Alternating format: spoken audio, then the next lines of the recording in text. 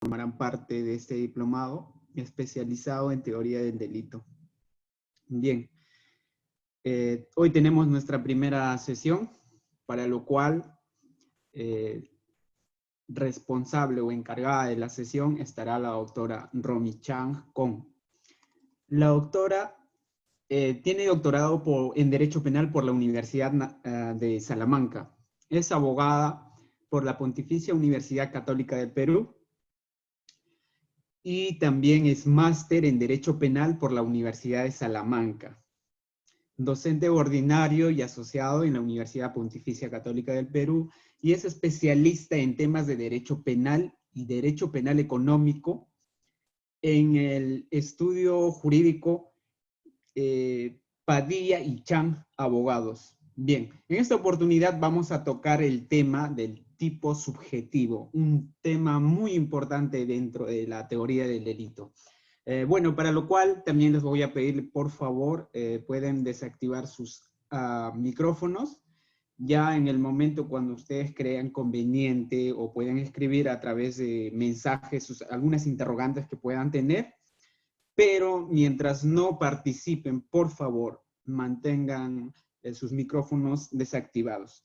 Bien, vamos a dar inicio. Buenas tardes, doctora. Le damos la bienvenida y nuestros agradecimientos de parte del grupo. Y le dejamos en la clase, doctora. Bienvenida, doctora.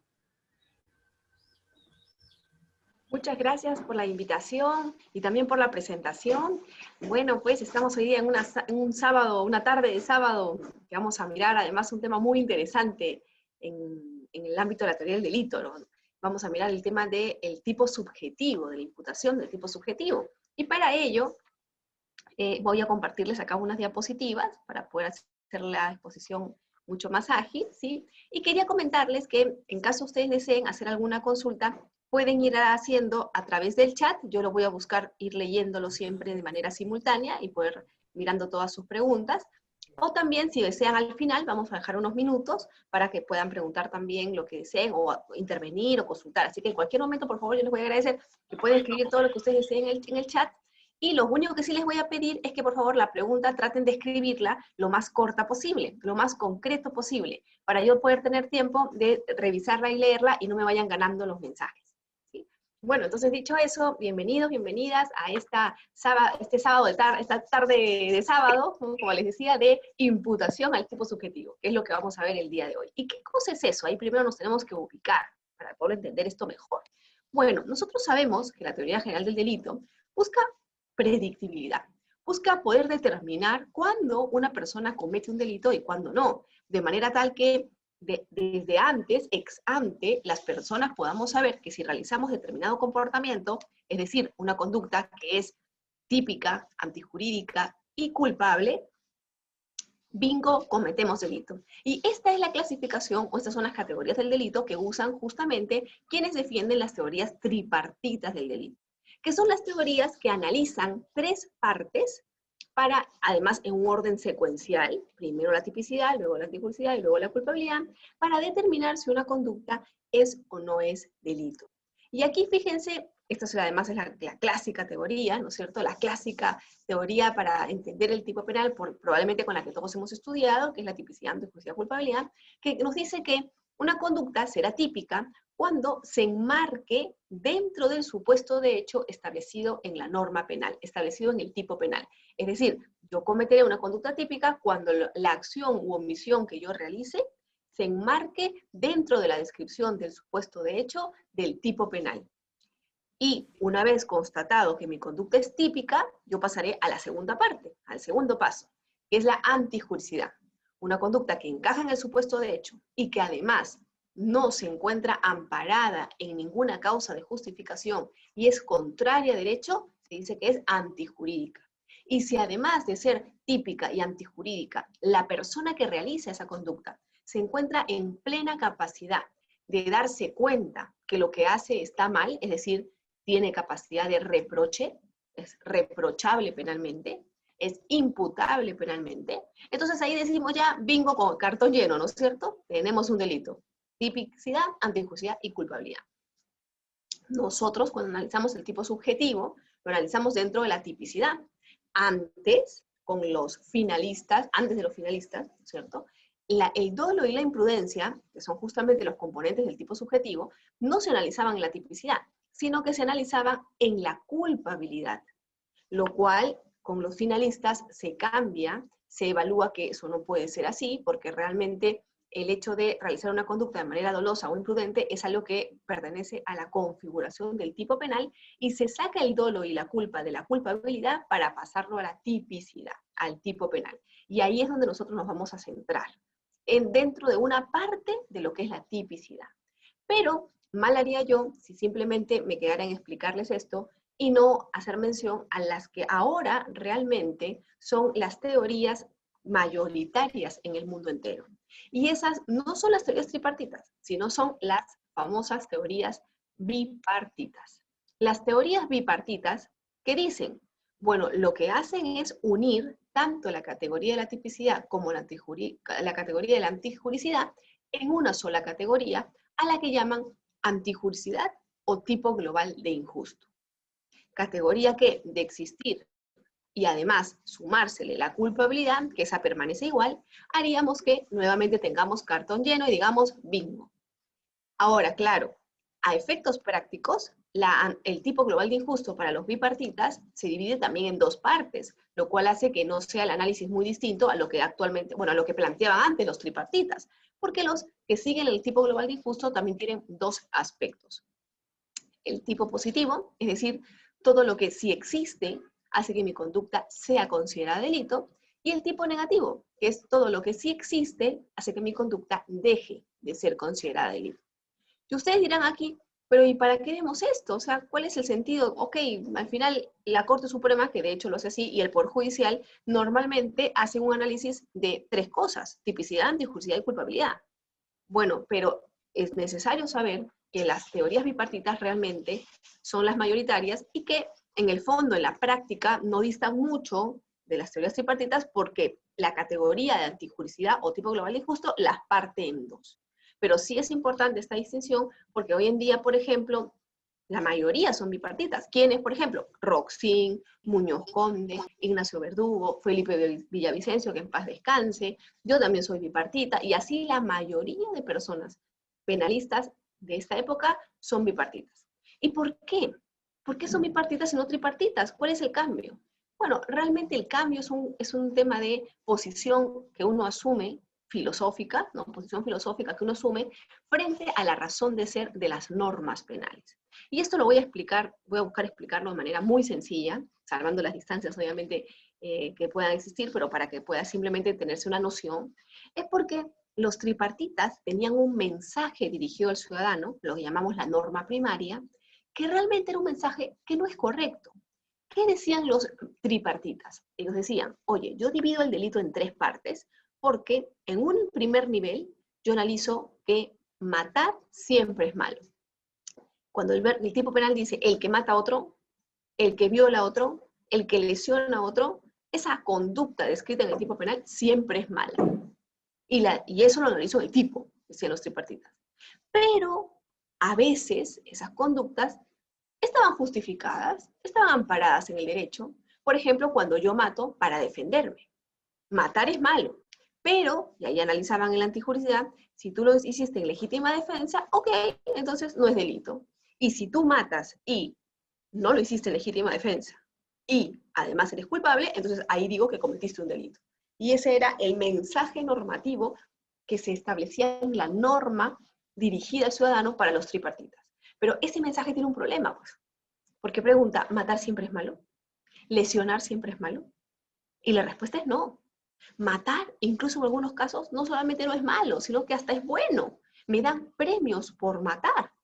Entonces dirán, uy, ¿qué le pasó? ¿Se volvió loca? No, sí nos dan premios en la guerra. ¿A quién le dan más medallas? Al que mata a más personas del bando enemigo, al que neutraliza a más personas del bando enemigo. Y ahí no es matar no es malo. Al contrario, es lo que todo el mundo busca, matar al soldado del bando enemigo. Entonces, realmente, dicen los bipartitas, matar, o sea, realizar la conducta descrita en el tipo penal no es ni malo ni bueno, no tiene un contenido negativo, sino que es una conducta neutra. El tipo penal, dicen los bipartitas, es neutro.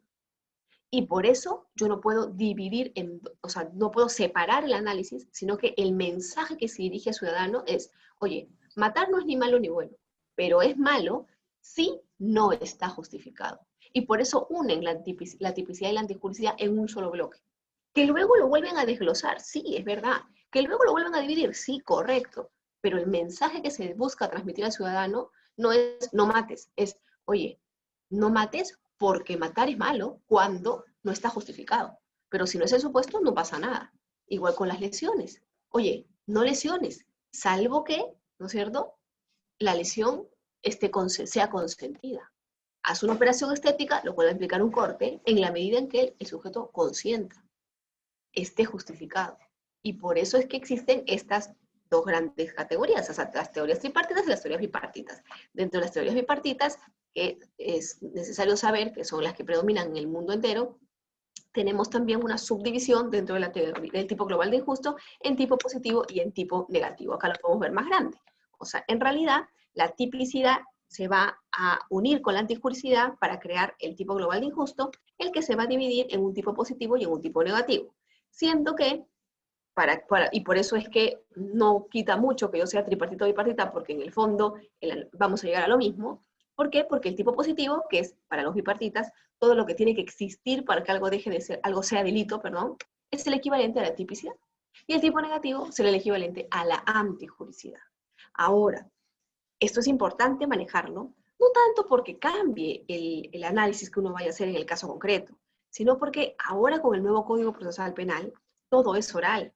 Y yo siempre me gusta explicar esto desde que una vez vi en una audiencia a un abogado defensor muy malintencionado, a mí me parece hasta poco ético, que en un control de acusación le decía al fiscal, pero señor juez, le decía, el fiscal no ha establecido con claridad cuáles son los elementos que se configuran en este caso, o que en este caso generan la configuración del delito.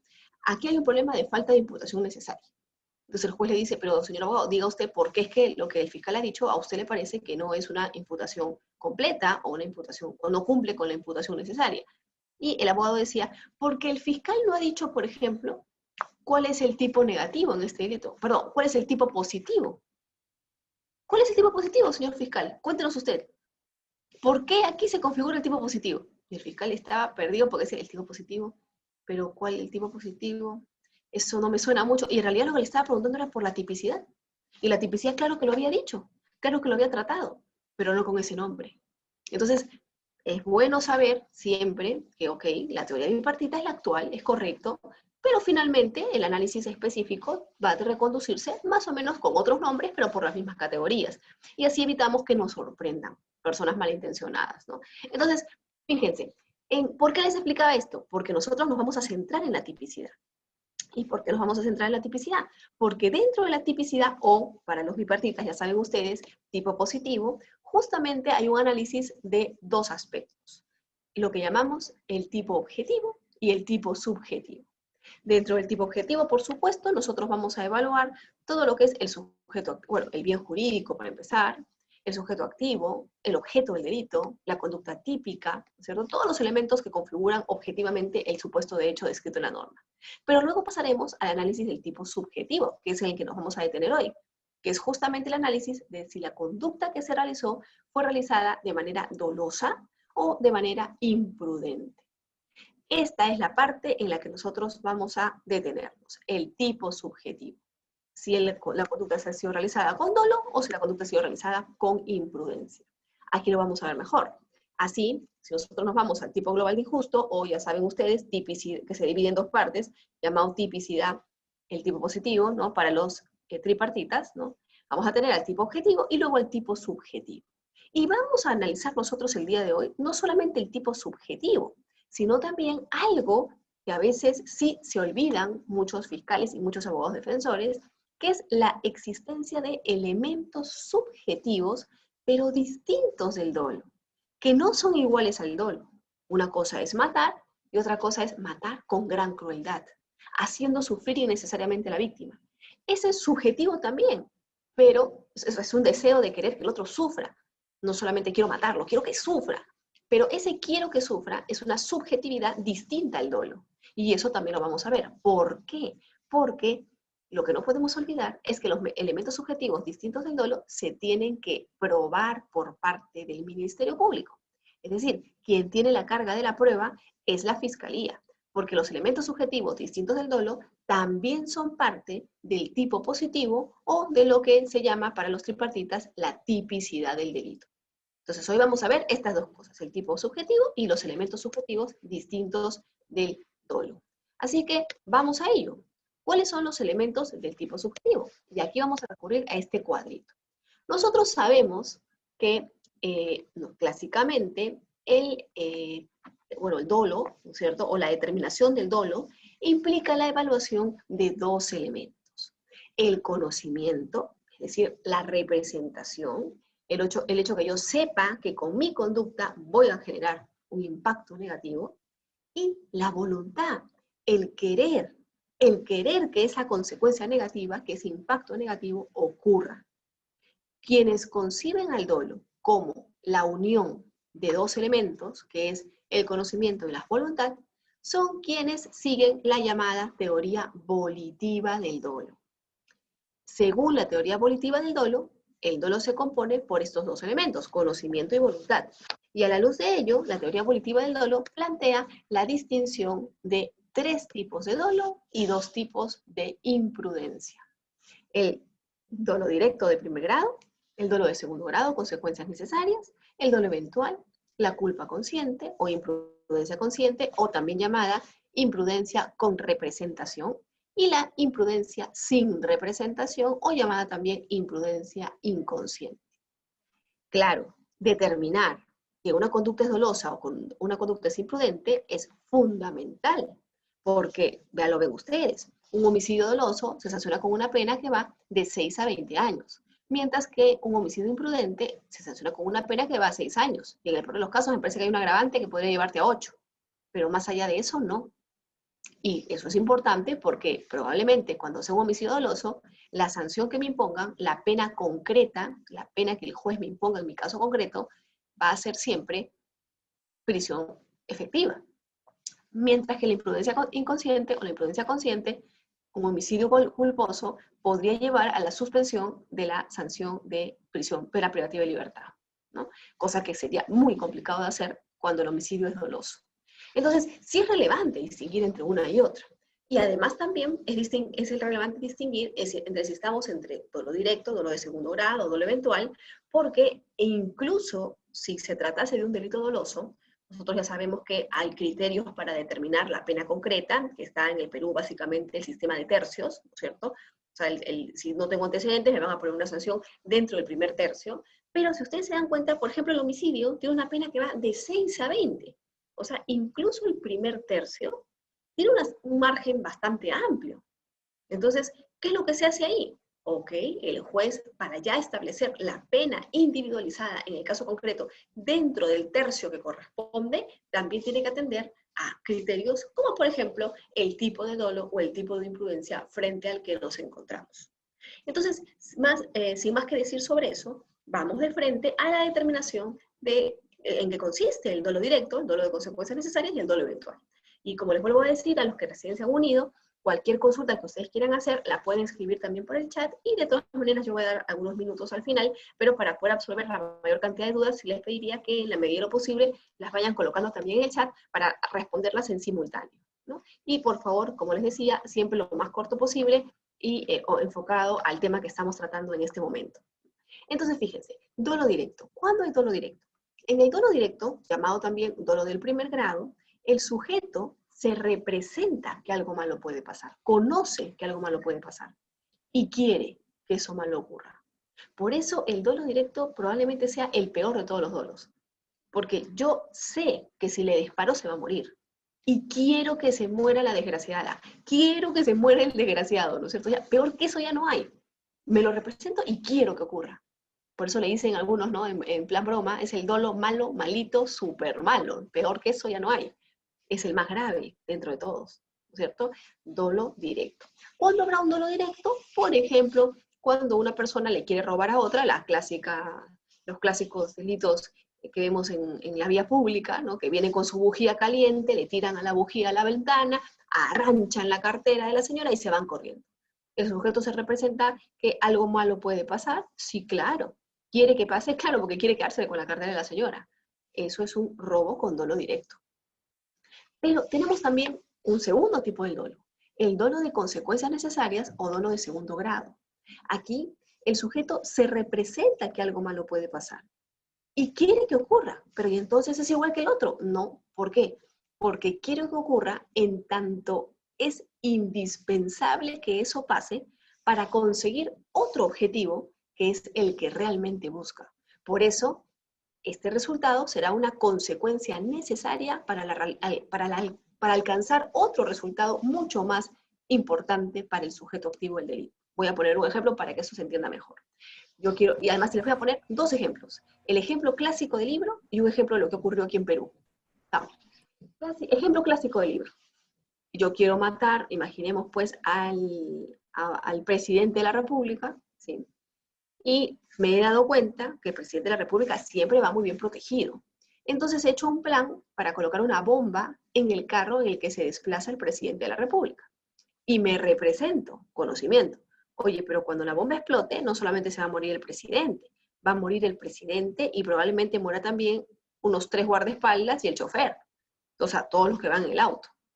Y, a ver, yo quiero matar al chofer y a los guardaespaldas. No, en realidad me da un poco igual, ¿no? Pero lo necesito para poder conseguir que mi plan se ejecute de la mejor manera. Si es que yo pongo una bomba y la bomba explota y mueren los 3 vigilantes, los 3 guardaespaldas, el chofer y el presidente, respecto al presidente habrá un homicidio con dolo directo. Malo, malito, malo, porque era la persona a la que yo quería matar. Pero respecto de las otras personas, respecto de los 3 guardaespaldas y respecto del chofer, lo que habrá será un homicidio con un dolo de consecuencias necesarias. Obviamente que las sanciones se van a sumar, ¿no? Para que se aplicara un tema de concurso de delitos. Pero ahí sí, yo diré que habrá un dolo de consecuencias necesarias versus el dolo de directo con el que se mató al presidente. Ese es ejemplo clásico del libro. Ahora vamos a ver un ejemplo ocurrido en nuestro querido Perulandia, ¿no es cierto? Un ejemplo ocurrido en nuestro país. ¿Se acuerdan del caso de Ivy? La chica a la que este sujeto subió al bus, al ómnibus, le echó gasolina, le prendió fuego y la quemó y salió en la televisión cómo la apagaban con los extintores, ¿se acuerdan? En ese caso, cuando la persona, este sujeto activo del delito, que no me acuerdo cómo se llama, le echa gasolina a Ivy y la prende, le prende fuego, pregunta, ¿se representó que Ivy se podía morir? Sí, claro que se representó que Ivy se podía morir, porque si le prendo fuego a una persona con gasolina previa, obviamente se puede morir. ¿Quería que se muera? Pues es que sí, porque, caramba, si no, ¿para qué le prende fuego a una persona previamente echándole gasolina? O sea, claro que él quería matarla. Y eso es un feminicidio con dolo directo. ¿Se dan cuenta? Pero resulta que ese día, cuando él echó la gasolina, habían otras personas en el bus. Muchos pasajeros junto con Ivy. Si yo le echo gasolina a Ivy y la trato de prender, pregunta, ¿no puedo generarle lesiones o también puedo generar la muerte de las otras personas que están en el bus? ¿O yo voy a pensar que en el bus va a ocurrir algo para que solamente se queme Ivy y a nadie más le pase nada malo? No, eso no tiene sentido. Entonces, pregunta, ¿el sujeto se representó que algo malo podía pasar con las otras personas? Sí se representó. ¿Quería que ocurran? Bueno, un poco le daba igual. Lo que pasa es que quería, en tanto era innecesario para conseguir ejecutar su plan, que era matar a Ivy. Por esa razón, respecto de Ivy, habrá un feminicidio con dolo directo, pero respecto a los demás pasajeros, habrá un delito de lesiones, ¿sí? Un delito de lesiones con dolo de consecuencias necesarias, si es que hubiera lesiones, y si hubiera habido otra muerte, un homicidio con dolo de consecuencias necesarias. Y por acá me pregunta Gina, ¿la reducción de la pena en mérito al tipo del dolo se encuentra tipificado en alguna norma o solo es el desarrollo de la doctrina? Ahí, Gina, es el desarrollo de la doctrina, solamente que es el desarrollo de la doctrina en todo el mundo, porque estas fórmulas para determinar el dolo, los tipos de dolo, este es un lenguaje único en todo el mundo. En todo el mundo se ve así. La teoría abolitiva del dolo plantea 2 elementos, esas 3 distinciones de dolo, 2 distinciones de imprudencia, y por tanto la valoración que el juez tiene que hacer, la tiene que hacer en función a lo que está establecido en la doctrina como definición del dolo. Ahora, nuestra Corte Suprema, mi querida Gina, y también nuestro Poder Judicial, en algunos casos sí se ha planteado la discusión, por ejemplo en el caso Utopía. Vamos a verlo más adelante. y en otros casos también, ¿sí? Se ha hablado de dolo directo, lo que pasa es que son muy pocas las jurisprudencias que hablan así, y eso está mal porque muchas veces en algunas resoluciones judiciales lo que uno mira es, bueno, finalmente el dolo, o sea, la conducta, a ver, ¿se configuran los elementos de la conducta típica? Sí, porque aquí hubo en la estafa, por ejemplo, ¿no? Engaño, error, disposición patrimonial, prejuicio, beneficio. Y claro, el sujeto conocía y quería, por tanto, una conducta dolosa. Sí, pero es que, a ver, hay que acreditar los elementos, hay que explicarlos, hay que decir por qué conocía, por qué había voluntad, qué tipo de dolo es, y eso sirve para la determinación de la pena, ¿no? Entonces, hay algunos pronunciamientos, algunas cosas que se han recogido a nivel de la doctrina, sí, pero yo creo que no de manera constante, ¿no? Y eso genera toda una serie de problemas en la interpretación. Por ejemplo, hay muchas jurisprudencias de la Corte Suprema que dicen que no, que el dolo no puede ser cuestionado en una excepción de improcedencia de acción o lo que antes era una excepción de naturaleza de acción. Dice, pero ¿y por qué no? No, porque el dolo no se ve, pues el dolo se presume. Perdón, el dolo no se presume. El dolo es un elemento del tipo. Es un elemento del tipo objetivo, perdón, del tipo subjetivo, que es parte del tipo positivo para los bipartitas o de la tipicidad para los tripartitas. Y se prueba, se tiene que probar. Y la prueba la tiene que hacer la fiscalía. Entonces no se puede presumir que hay dolo, ¿no? Entonces esas cosas son importantes. Muy buena la pregunta de Gina, porque nos permite mirar estas cosas que son fundamentales, ¿no? Pero como les decía, dolo directo y dolo de consecuencias necesarias. Pero hay un tercer tipo de dolo, y este es el más peleagudo. Aquí vienen un poco los problemas. El dolo eventual. ¿Por qué? Porque en el dolo eventual, el sujeto también se representa que algo malo puede pasar, pero no quiere que ocurra. Oye, pero si no quiere que ocurra, entonces, ¿por qué decimos que hay dolo? Si el dolo es conocimiento más voluntad, que representarse más querer, y aquí no hay voluntad, porque a pesar de que el sujeto no quiere que eso malo ocurra, le importa un rábano, asume la producción del resultado, muestra un menosprecio por el bien jurídico. Incluso algunos hablan por eso de la ignorancia deliberada, ¿no? O sea, se hace al tonto y no le importa, cuando en realidad debería haberle importado. Y por eso esas conductas también se consideran con dolo eventual, porque el sujeto asume indebidamente la producción del resultado, ¿sí? Antes de darles un ejemplo y explicarlo con más detalle, quiero explicarles la culpa consciente, para que ustedes vean por qué es que se complica cuando hablamos de dolo eventual. Porque en la culpa consciente o culpa con representación, el sujeto también se representa que algo malo puede pasar y tampoco quiere que algo malo ocurra. Uy, pero entonces es igualito al dolo eventual. No, porque mientras en el dolo eventual el sujeto activo asume la producción del resultado, es decir, le importa un rábano, le importa un pepino, ¿cierto? En la culpa consciente, el sujeto no es que asuma y muestra un menosprecio por el bien jurídico, no, es que actúa confiando en su destreza para evitar la producción del resultado. Actúa diciéndose a sí mismo, no, pero no hay problema, yo lo voy a poder evitar. No va a pasar nada malo, confiando en que todo va a estar bien. Y fíjense, la diferencia es significativa, porque claro, cuando el sujeto asume la producción del resultado, ahí estamos hablando de un tema doloso que, con los tipos penales, con las sanciones que prevén. Mientras que cuando hablamos de un tema culposo, por más que sea con culpa consciente, hablamos de unas sanciones mucho menores.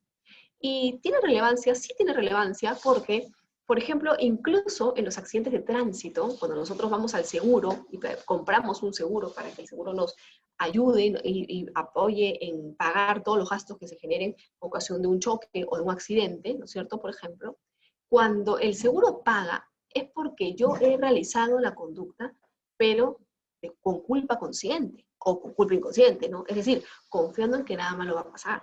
Pero el seguro no paga si yo lo hago a propósito. Les pongo ejemplo. Una vez, eso ha sido hace años, hace muchos años. ¿Se acuerdan ustedes? Bueno, hay una zona, un parque, una zona en Miraflores, ¿no? Donde estaba el Café Haití, es que ahora ya han quitado todos esos estacionamientos porque han hecho ciclovías, ¿no? Pero ahí frente a la municipalidad, ahí en el óvalo había pues varios restaurantitos y habían sitios para estacionarse. Bueno, entonces siempre pues andaba copado, con mucha gente, ¿no? Era difícil de encontrar estacionamiento en la calle, ahora han hecho un estacionamiento subterráneo, ¿no? Pero en ese momento era difícil. Entonces, ¿qué es lo que hace un señor? Un señor mayor, va en su Mercedes, sería un señor de recursos, ¿no? Va en su Mercedes ahí manejando, y ve que un carro va a salir, y se para atrás esperando que el carro salga para darle pase, ¿no? Entonces el carro retrocede, el señor se espera tranquilo, le retrocede un poco más para que el carro no tenga espacio, y cuando ya el carro se va y el señor iba a enrumbar para estacionarse ahí, viene un Volkswagen, hace años le estoy contando esto, ¿eh? Viene un Volkswagen, ¿sí? Con dos chiquillas, ¿ya? Que agarran y rapidito se meten y ¡pum! Se cuadran en el sitio donde el señor se iba a meter. El señor les toca clase, señorita, pero yo estoy esperando acá como 15 minutos que el señor salga para poderme estacionar. Y las chicas bajan del carro y le dicen, ay señor, este es el mundo de los vivos, no de los lentos. Y se bajan y se meten al café Haití, que estaba ahí nomás, y se ponen, pues se sientan en una mesa, ¿no? Y bueno, al señor, pues que definitivamente no era una persona muy cuerda, que digamos, porque aquí en nuestro querido Perulandia hay de todo en la viña del señor, ¿no? A esa malcriadez que las chicas hicieron, ¿cómo se le ocurrió responder? Agarró, retrocedió más su auto, ¿sí? Y pisó el acelerador a toda velocidad y ¡pum! Chocó el Volkswagen de las chicas. Volvió a retroceder y ¡pum! A toda velocidad volvió a chocar. Hasta que logró empujar al Volkswagen hacia la vereda y él ponerse y entrar en ese sitio. Y las chicas estaban asustadas. Entonces dijo, señor, ¿qué le pasa? Usted está loco. Ya se armó todo el escándalo. Está loco, le dicen. Y el señor se bajó, sacó una tarjeta del bolsillo y les dijo, no, solamente les quería explicar que se han equivocado. Este mundo no es el de los vivos ni el de los rápidos, es el mundo de los poderosos. No se preocupe que mi abogado se va a comunicar con el suyo, acá está mi tarjeta y va a pagar los gastos, pero aquí me quedo yo. Y se largó el señor. Eso pero bueno, así lo hizo. Cosa que también está mal, pues ambas partes estaban mal ahí. Pero pregunta, ¿ahí qué hay? Pregunta ahí. ¿Hay dolo o hay culpa? Eso fue una conducta dolosa, es más, con dolo directo. ¿El seguro, ustedes creen que va a pagar la reparación del carro de las chicas? No, ahí el seguro no paga. ¿Pero cómo no? Porque eso no fue un accidente. Porque el seguro solamente paga cuando el sujeto actúa confiando en la no producción del resultado, pero no cuando lo realiza con dolo eventual o cuando lo realiza con dolo directo. Entonces, por eso es que el lema del seguro, no escucho una cancioncita del seguro que dice, todo va a estar bien, todo va a estar bien, pase lo que pase, todo va a estar bien. Claro, ahí cuando tú pienses que todo va a estar bien porque confíes en que nada malo va a pasar, ahí está el seguro para ayudarte. Pero cuando lo haces a propósito, no. ¿Ah? Cuando tú asumes la producción del resultado, no. ¿Ah? Cuando tú muestras menosprecio por el bien jurídico, no. ¿Ah? Si yo agarro a una señora que veo que está cruzando la pista debajo de un puente peatonal y me digo a mí mismo, ¿pero para qué cruza la señora debajo del puente? Ah, no, a esta señora la atropello y acelero y la mato a la señora, el seguro ahí no paga. ¿Se dan cuenta? Porque no fue culpa consciente. Entonces, sí hay distinciones que son interesantes. Ahora, pero como les decía, hay un problema probatorio. ¿Y por qué probatorio? Porque visualmente ambas figuras tienen una estructura muy similar, el dolo eventual con la culpa consciente. Y la distinción entre si una persona asumió la producción del resultado o confió en que nada malo va a pasar, está en el cerebro de la persona. Yo tendría que abrir el cerebro, mirar qué pasó y volverlo a cerrar, y eso no lo puedo hacer. Entonces, aquí el fiscal va a tener que hilar muy fino para ver si imputa un delito a título de dolo eventual o si le imputa a título de culpa consciente. Tendrá que buscar elementos que le sirvan para demostrar que mostró un menosprecio por el bien jurídico y asumió la producción del resultado, o que el sujeto confió en que nada mal iba a pasar. Muchos me preguntan, me dicen, ay, pero eso no se puede, doctora, eso es imposible, porque el fiscal ni que tuviera una bola mágica. Pero claro que se puede. Claro, cuesta más trabajo, pero claro que se puede. Y les voy a poner un ejemplo, además, que saca este tabú que tenemos de que todos los accidentes de tránsito son imprudentes. Eso no es cierto. Todos los accidentes de tránsito no son imprudentes. Hay accidentes de tránsito que no son accidentes, son dolosos. Lo que hizo el señor del Mercedes, que les estaba contando con las chiquillas del Volkswagen, eso es doloso. Pero les pongo otro ejemplo. Y además que aquí muchos se van a sentir muy identificados, porque esto me ha pasado a mí también. No sé si ustedes han ido alguna vez en una combi o en un taxi, y el señor que maneja la combi, que maneja el taxi, ha pasado cerquita a una persona que va caminando por la pista. Ustedes le dicen, señor, que casi la mata la señora que estaba ahí, vaya más despacio, por favor, mira, ha podido matar a la señora. Y el chofer les contesta, ¿y para qué la señora va por ahí? Pues señorita, pruébeme la señora, y tiene la pista. Ah, se la atropella, eso no es mi culpa, ese es un problema. O sea, en realidad, el chofer asumió la producción del resultado. Si la hubiera atropellado, a él le daba igual. porque en su lógica está, ¿para qué va por ahí la señora? Ese es su problema. ¿Se dan cuenta? Eso es doble eventual. ¿Qué más sería? Por acá me hace una pregunta el doctor Macavilca. La acción de cerrar la puerta de los policías en el caso de Restobar. Ahora vamos a ir con el tema de Restobar, no se preocupen, eso me la voy a reservar, doctor Macavilca, porque ahora vamos a analizar el caso de Restobar. Pero fíjense, ahí en el ejemplo que yo les ponía, ahí hay un tema de doble eventual. ¿Cuándo más hay doble eventual? Concurso de combis, ¿cierto? Combi que se sube en el paradero y que atropella a 3 personas. Oye, ahí, por ganarle, ¿qué me va a decir? Que si se sube al paradero, confío en que nada más le va a pasar. No, pues ahí hay un tema de, caramba, le importa un rábano. Eso es doble eventual. Esos homicidios son por doble eventual. ¿Qué más sería por doble eventual? Por ejemplo, cuando yo agarro, ¿no es cierto? Y estoy también conduciendo el vehículo, ¿no es cierto?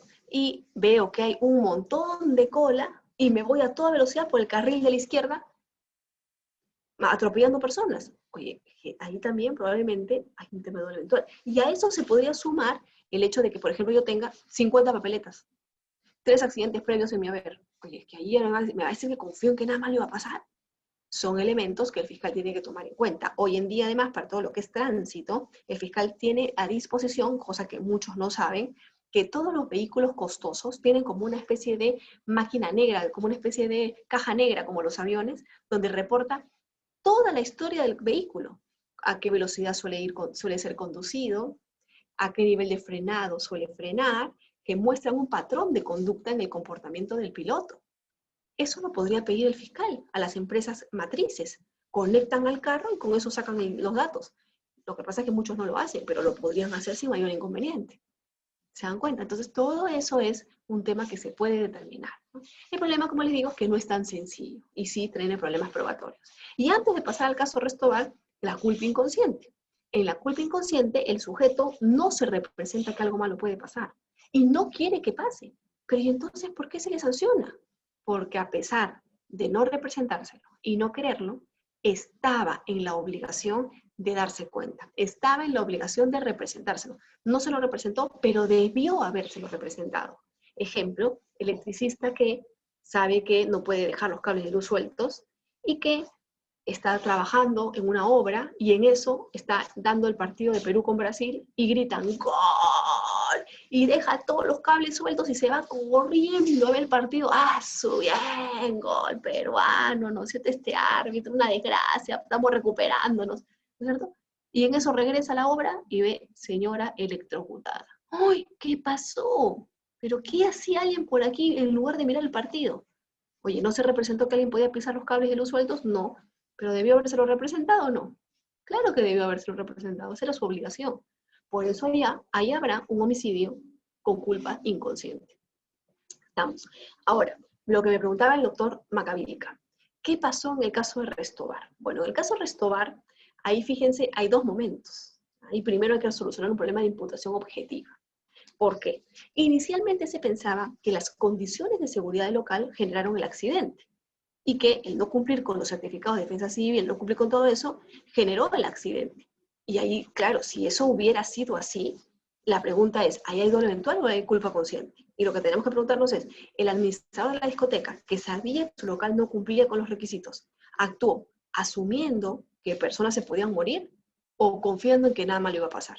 Y la hipótesis, la balanza se inclinaba un poquito al doble eventual, porque además estábamos en un tema de cuarentena, y por lo menos él tenía dolo respecto a que las personas que fueran se podían contagiar de COVID.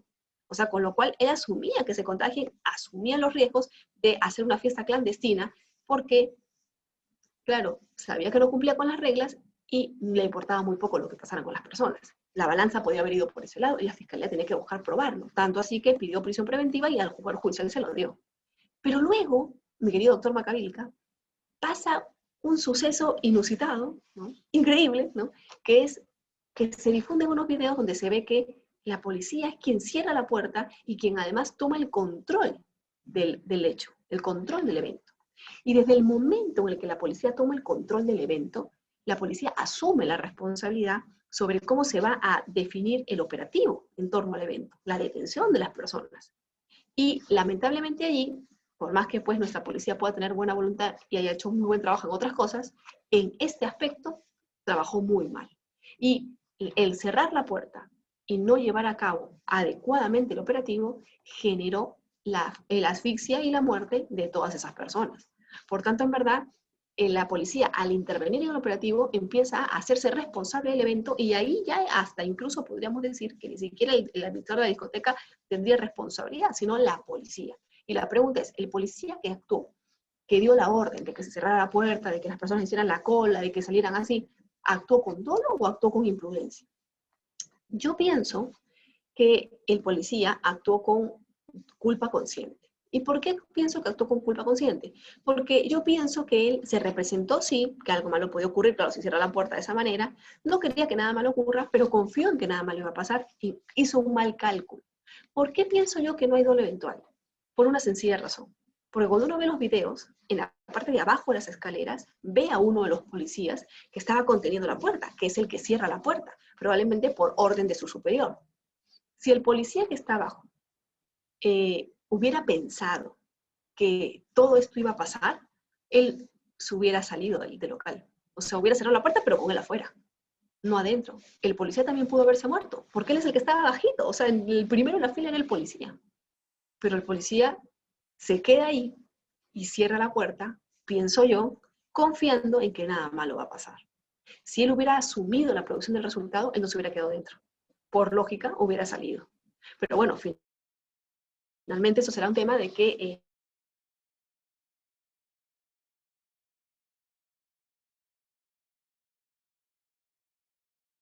personas, ¿ah? El tema del encubrimiento con dolo directo, ¿no es cierto? Entonces, esa es un poco la pauta. Me pregunta por acá el doctor Máximo Espejo.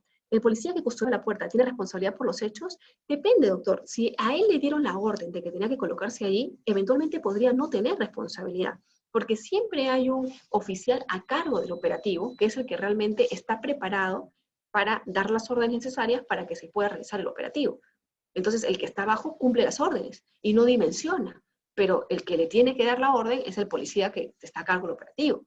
Entonces, eventualmente, si él simplemente estaba cumpliendo órdenes, podría no tener responsabilidad. Habría que ver qué es lo que dicen las declaraciones, ¿no? De repente el policía que estaba abajo es el que dijo, no, vamos a hacerlo así, y él fue el de la idea. Ahí cambia la cosa. Entonces, habría que ahí sí atender ya a los detalles del expediente, ¿no? Ver qué exactamente fue lo que pasó. Porque actuaron así. Porque lo cierto es que el que estaba en la puerta se pudo haber muerto también, ¿no? Ahora, como les decía, este tema, pues, del doble eventual de la culpa consciente es polémico, sí, pero incluso es tan polémico que ha llevado a que algunas personas planteen una reformulación de la forma de entender el dolo.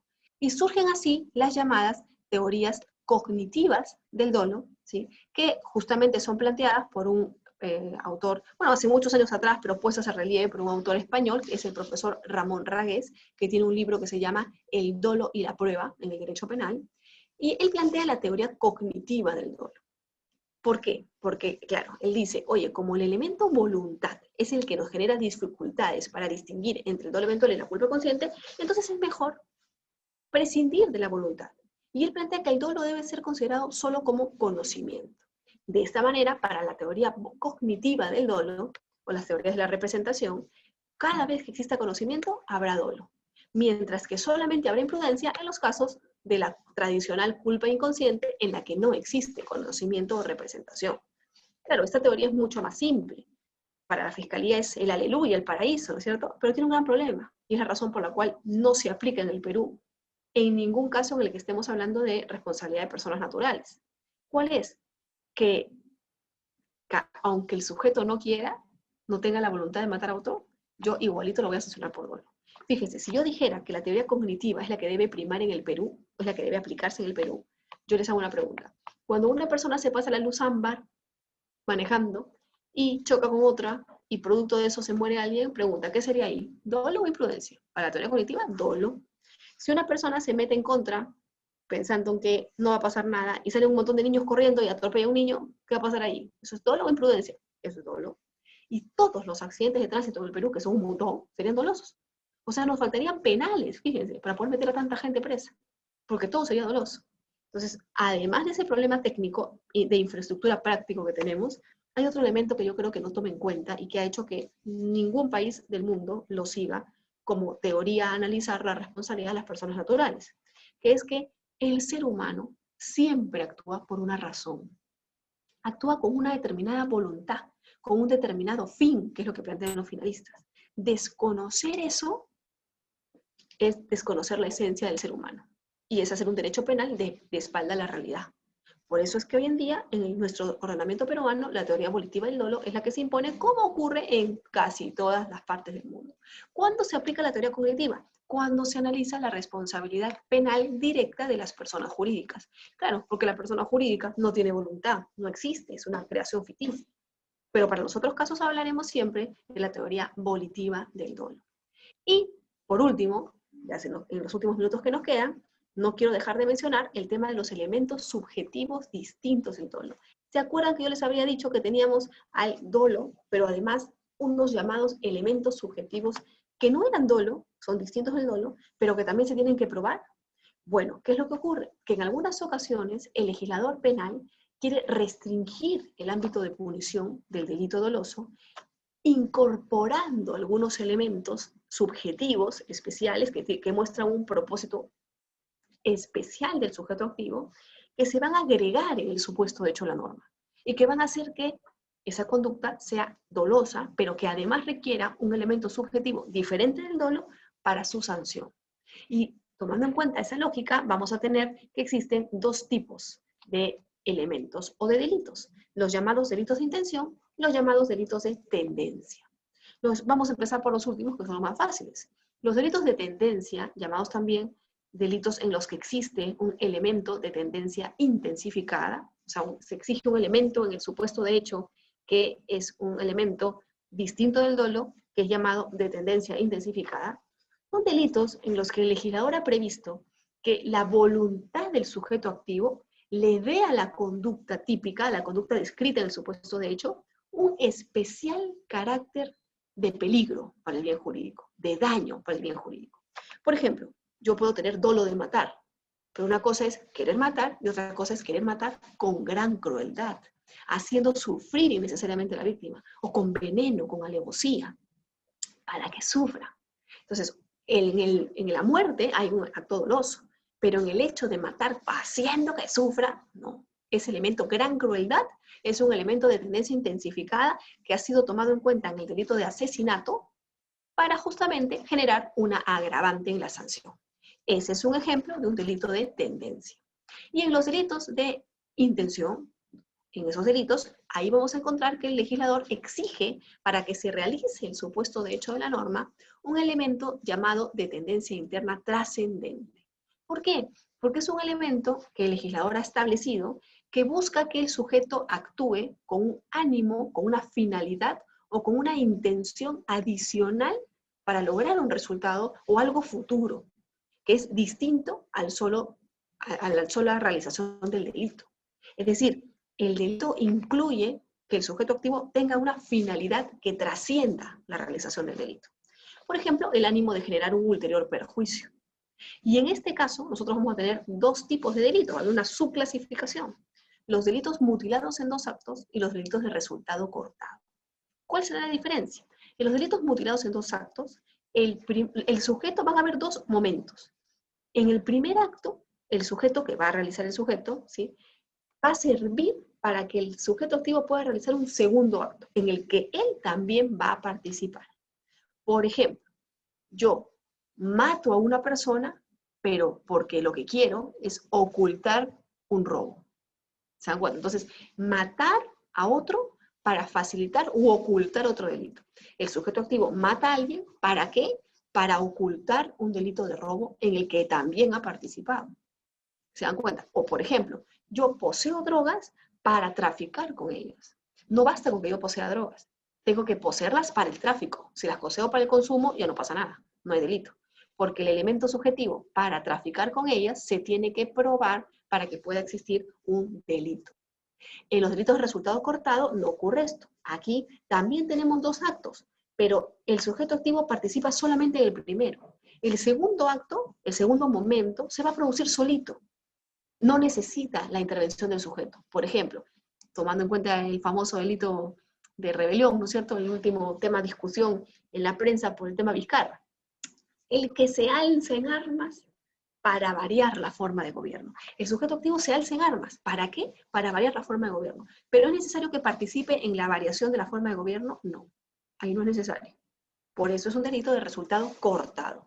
Basta el primer momento, no es necesario que el sujeto activo participe en el segundo. Vamos a ver algunos ejemplos para ver si esto ha quedado claro.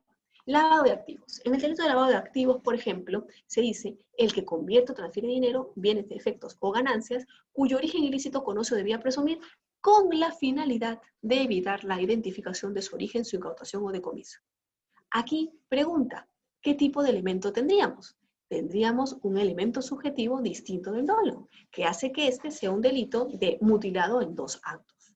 Y en específico, un delito de tendencia interna trascendente. Pero veamos qué ocurre en el artículo 296, en el segundo párrafo. Dice, el que posea drogas tóxicas, estupefacientes o sustancias psicotrópicas para su tráfico ilícito, lo que les decía. En este caso también tendremos un elemento subjetivo distinto del dolo que hará que este delito sea un delito mutilado en dos actos, ¿no? Donde además encontramos un elemento de tendencia interna trascendente. Bueno, pues eso ha sido hasta el día de hoy, en esta tarde de sábado, ¿sí? Para que puedan ustedes ahí, no sé, reflexionar. Si hubiera alguna pregunta, por favor, este es el momento, sea ya que me la quieran escribir por el chat o que si desean puedan hacerla a viva voz. No sé cómo los organizadores lo vean mejor. Espero no haberlos aburrido mucho. He tratado de ser lo más concisa y lo más amena posible para no aburrirlos en este fin de semana. Pero no sé si hay alguna duda o si haya quedado todo claro. Bueno, doctora, agradecer también por la clase, muy didáctico, doctora. Bien, invitarles a todos los participantes que puedan realizar sus interrogantes en este acto, por favor, los que deseen.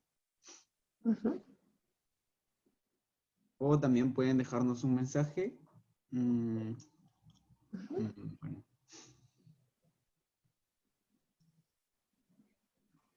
Están tímidos las participantes y los participantes el día de hoy. Creo que sí, doctora. Bueno, quiero creer que es porque ha quedado todo claro y hemos ido resolviendo las dudas en el camino, que creo que eso es una cosa muy importante.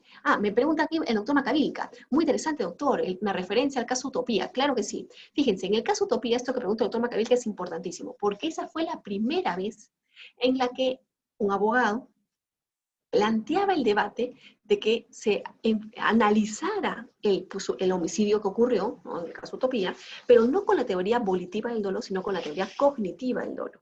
El doctor Nakazaki planteó allí que los administradores del local debían ser sancionados, pero no por homicidio culposo, sino por homicidio con dolo eventual. Y él decía, es que acá ha habido un dolo eventual, no una culpa consciente, porque ellos han asumido la muerte de esos chicos. Era una tesis bien discutible, ¿no? Porque era difícil decir que ahí había habido un dolo eventual, porque el administrador, se entiende, los dueños de la discoteca, habían realizado pues la fiesta justamente buscando hacer publicidad. Es decir, que la gente conozca el local y regrese al local, o sea, se haga conocido. Entonces era difícil que si yo quiero que mi local se haga conocido, yo asuma que la gente se va a morir, porque si la gente se muere, nadie va a regresar a mi local, que fue lo que pasó, ¿no? Más lógico es pensar que ellos no cumplían con todas las medidas de seguridad, pero confiando en que iban a poder controlar todo lo que pasaba. Esto generó un debate. En primera instancia, el doctor Virto Valladolid, que estaba, me acuerdo, en el 39 juzgado penal, ¿sí?, en ese momento, el doctor Virto Valladolid Z sancionó, emitió una disposición, pero por la culpa consciente, o sea, por un delito de homicidio culposo. Las víctimas impugnaron, esto fue a la sala, generó varias nulidades, en algún momento se llegó a posar la teoría del dolo cognitivo, pero finalmente tengo entendido que prevaleció el tema del dolo volitivo y se sancionó por homicidio imprudente, no por homicidio doloso, ¿no? Pero es un referente interesante, doctor Macavilca, porque fue la primera vez en la que con tanta apertura se discutió la posibilidad de que la teoría cognitiva del dolo fuera la que se aplicara en una sentencia judicial, ¿no? Luego de eso no ha habido otro caso igual de claro, y yo creo que además también con ocasión de ese caso quedó bastante reforzada la posición en el Poder Judicial de que la teoría que debía seguirse para analizar tipo subjetivo era la teoría volitiva del dolo, ¿no? Es decir, dolo entendido como conocimiento más voluntad. Así es. No sé si hay algún otro comentario. Me pregunta el doctor Macavilca también. Y con respecto al con respecto al que ocasionó el incendio. También muy buena pregunta, porque ahí, por ejemplo, también se decía, ¿no? El barman, ¿no? Que estaba jugando con el fuego, ¿asumió que se podía incendiar o confió en que nada malo iba a pasar, ¿no? Y también un poco el análisis es similar, ¿no? Pero lo que se decía es, oye, que tiene responsabilidad, pero si él hubiera asumido que se podía causar el fuego, incluso él mismo no lo hubiera hecho porque él hasta se hubiera podido morir. De hecho, fue una de las personas que pudo haber fallecido, ¿no? Entonces, con mayor razón se planteaba el tema de que lo más probable es que nos encontráramos frente a un tema de culpa consciente, ¿no? Yo más bien veo allí difícil también aplicar un tema de teoría cognitiva, ¿no? Porque, ya les digo, la naturaleza del ser humano es actuar por alguna razón, actuar queriendo algo, no simplemente representándose. O sea, no es que yo cuando mato a alguien solamente me represento que si le disparo se va a morir y con eso ya es dolo. Es que yo lo hago por una razón. Yo quiero que se muera, yo no quiero que se muera. Hay algo que me motiva. Y eso es algo importante a tomar en cuenta cuando uno determina el tipo subjetivo. Más aún cuando el delito, el presupuesto del delito es la existencia de una conducta humana y también voluntaria. Es decir, que yo realice con voluntad. Entonces, si ese es el presupuesto del delito que se analiza a nivel de los supuestos de ausencia de acción, ¿cómo es que no lo voy a tomar en cuenta cuando analice el tipo subjetivo, ¿no? Entonces, por ahí un poco viene también el tema y la razón de por qué es importante valorar el elemento subjetivo. En el elemento subjetivo, o sea, en el análisis de dolo de imprudencia, la voluntad del sujeto y no solamente la representación. Exactamente. Doctora, muy buenas noches. ¿Qué tal, Yela? Sí, ¿cómo está? Muy buenas noches. Doctora, por favor, quisiera saber su opinión ya, respecto del accidente de explosión de gas que ocurrió acá en Lima hace poco y falleció un montón de gente. ¿Cuál es, a título de qué es, bueno, sería en todo caso, cuál sería la imputación respecto del chofer y el dueño del vehículo, ¿no? Uh-huh. Sí, bueno, respecto al chofer, ojo que la imputación no necesariamente va a ser la misma que respecto al dueño del vehículo. Ahí no recuerdo muy bien, doctora, los alcances específicos del caso, pero lo que sí le podría decir es que en algunas ocasiones, normalmente el que conduce, hagamos un tema culposo, ¿no? Porque el que conduce a veces ni se representa o no sabe la gravedad del tema, tanto así que se pudo haber muerto él también, entiendo yo. Pero cuando hablamos ya de la persona que es la dueña del vehículo o de la persona que está detrás, por ejemplo, de los que contratan a los choferes que manejan las combis asesinas, ¿no es cierto?